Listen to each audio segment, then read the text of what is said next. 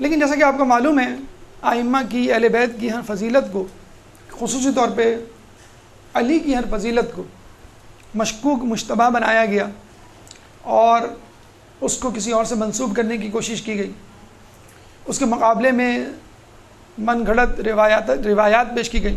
بالکل اسی طرح اس ولادت علی در کعبہ کے حوالے سے اشتباہات، اشکالات اور اعتراضات سامنے لائے گئے۔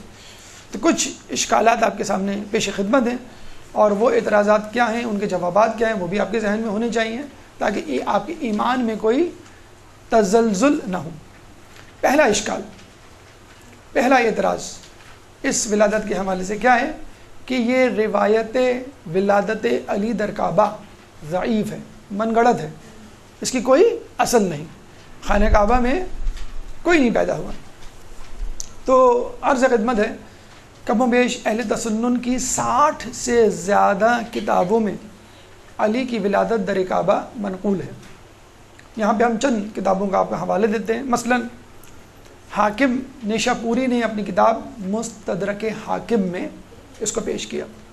اس کے بعد علامہ ذہبی نے تلخیص لکھی مستدرک حاکم کی اور اس بات کی تصدیق و تائید کی۔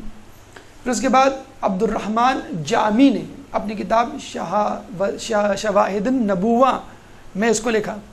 پھر اس کے بعد سبط ابن جوزی نے اپنی کتاب تذکرۃ الخواص میں اس کو لکھا، اور اس کے بعد علامہ مسعودی نے اپنی کتاب تاریخ مسعودی میں اس کو لکھا۔ بر صغیر پاک و ہند کے علماء کی طرف اگر آپ آئیں تو شاہ ولی اللہ نے اپنی کتاب ازالۃ الخفا میں اس کو لکھا۔ پھر شاہ ولی اللہ نے اپنی دوسری کتاب قرۃ العین میں اس کو لکھا۔ پھر شاہ ولی اللہ کے بڑے صاحبزادے شاہ عبد الحق محدث دہلوی نے اپنی کتاب مدارج النبوہ میں اس کو لکھا۔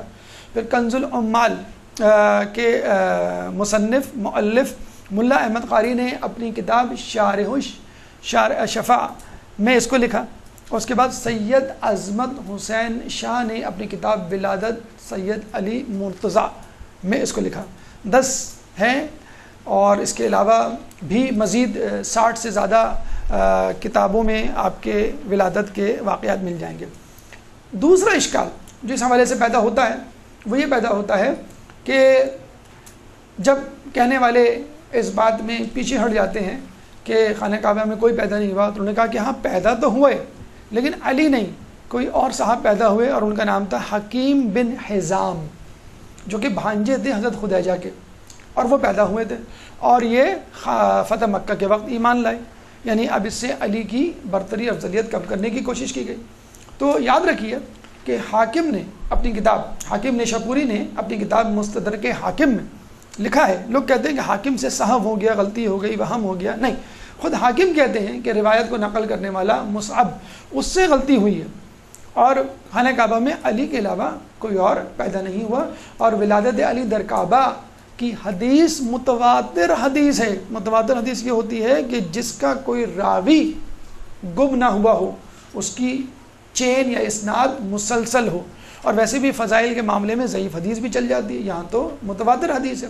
دوسری بات یہ یاد رکھیے کہ حافظ الحدیث اس کو کہا جاتا ہے اہل سنت میں کہ جو 1000 احادیث کو اسانید کے ساتھ ان کے متون یعنی متن کے ساتھ حفظ کیے ہوئے ہوں، اور حاکم اس کو کہا جاتا ہے جو تمام کی تمام احادیث کو ان کی اسانید کے ساتھ، ان کے متن کے ساتھ، ان کے متون کے ساتھ جانتا ہوں۔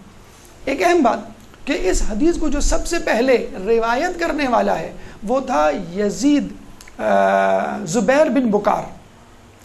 زبیر بن بکار اپنی دشمنی اہل بیت کے حوالے سے بہت زیادہ مشہور تھا، اور کہتے ہیں کہ اس نے یہ حکایت جو ہے وہ روایت جو ہے گڑی۔